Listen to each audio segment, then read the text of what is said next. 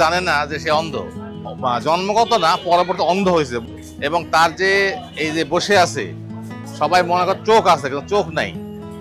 আমি অনেকদিন পরে এই লোকটাকে আবিষ্কার করলাম যে চোখ নাই। তারপরে এর কাছ থেকে নিয়মিত মালামাল নেই এবং এ টাকা চিনে না, যার ফলে একে অনেক লোক এসে 100 টাকার নোট বলে 500 টাকার নোট, কখনো জাল টাকার নোট দেয়, যার ফলে অনেক লস খায়।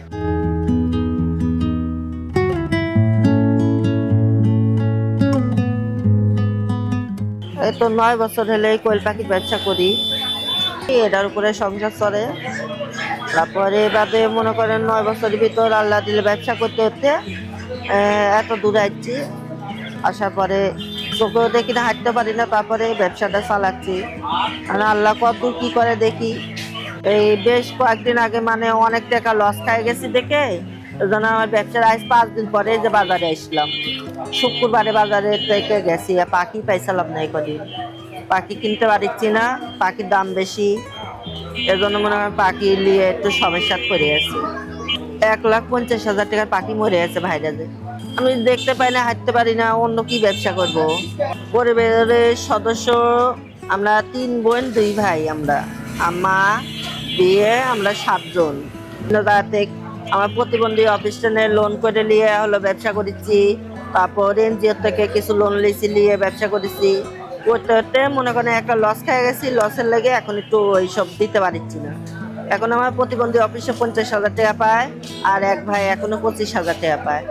এটা দিলে আমি ইনশাল্লাহ আবার উঠে যাবো। তো এই পর্যন্ত এখন আর পাখি কিনতে পারছি না, এই জন্য সমস্যা। আজ কয়েকদিন পরে কেন যে পাখিটা পাইছি। সরকারের কাছে আবেদন করছি, সরকার থেকে কোনো সহযোগিতা পাইনি। ভবিষ্যতে পরিকল্পনা আমার সমস্ত ঋণ দেনাটা শোধ হয়ে গেলে সহযোগিতা সরকার থেকে যদি পাই, আমি ব্যবসাটা বড় করে করতে পারবো। তারপরে মনে করেন একটা নিজস্ব একটা হেসারি যদি করতে পারি, তাহলে মনে করেন সেক্ষেত্রে আমার ব্যবসাটা আমি নিজে করতে পারবো। তাহলে অন্য কোনো পাখি আমার খোঁজাখুঁজি করা লাগে না, আবার এবারে বসেও থাকা লাগে না। নিজস্ব ব্যবসা করতে পারলে, একটা মেশিন কিনতে পারলে, তাহলে মনে করেন আমার ব্যবসাটা আরো এগিয়ে। ভাই একটা মেশিনের দাম 2.5 থেকে 3 লাখ টাকা দাম, ভালো মেশিন। এরকম পরিস্থিতি এখন আমার নাই। আর সবচেয়ে বড় কথা হলো যে এই ভদ্রলোক অত্যন্ত কষ্ট করে জীবন যাপন করে, তার কোনো পুঁজি নাই, সে কারো কাছে চায় না, সে ভিক্ষা করে না।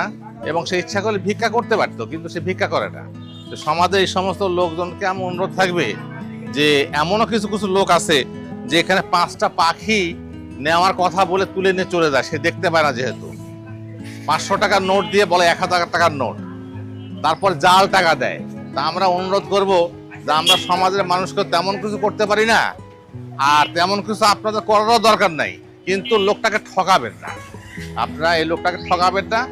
আর সে যে ভিক্ষা করে না, এই জন্য তাকে আমরা উৎসাহিত করব, যাতে তার কাছে ন্যায্য দামে আমরা এগুলো নিতে পারি।